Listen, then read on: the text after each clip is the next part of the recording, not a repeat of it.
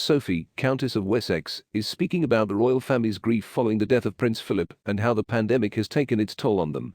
Philip's death in April left a giant-sized hole in our lives, the Countess, wife of the Queen's youngest son Prince Edward, told BBC Radio 5 Live.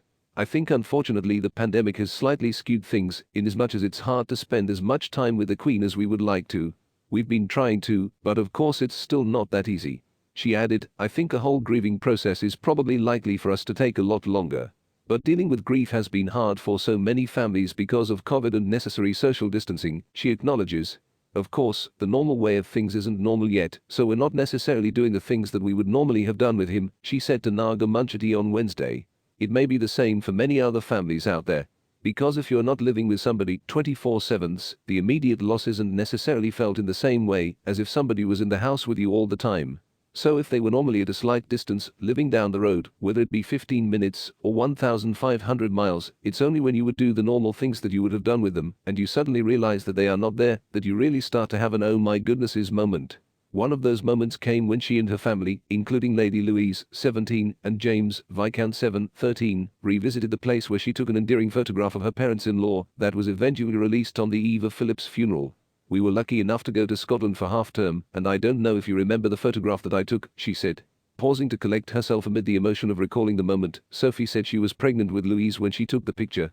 Just to be there in that place was an oh my god moment, she said, her voice cracking as she fought back tears. So I think they'll come and go, but you have to let them come and let them go. But just talking to you now, it's a bit of an oh my goodnesses moment, which you don't necessarily expect, and you don't expect them to come. And I had the same when I lost my mother. You know, I'd be fine, absolutely fine.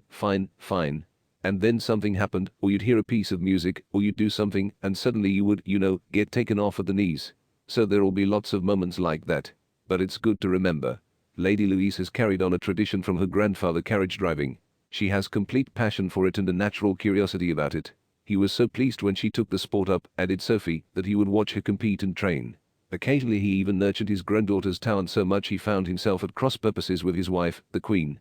Recalling one of their family trips to Balmoral, Scotland, Sophie explained, there's a wonderful huge lawn outside the front of the castle, and Louise had put the cones in a paddock somewhere so she could go and practice them with her dressage as well.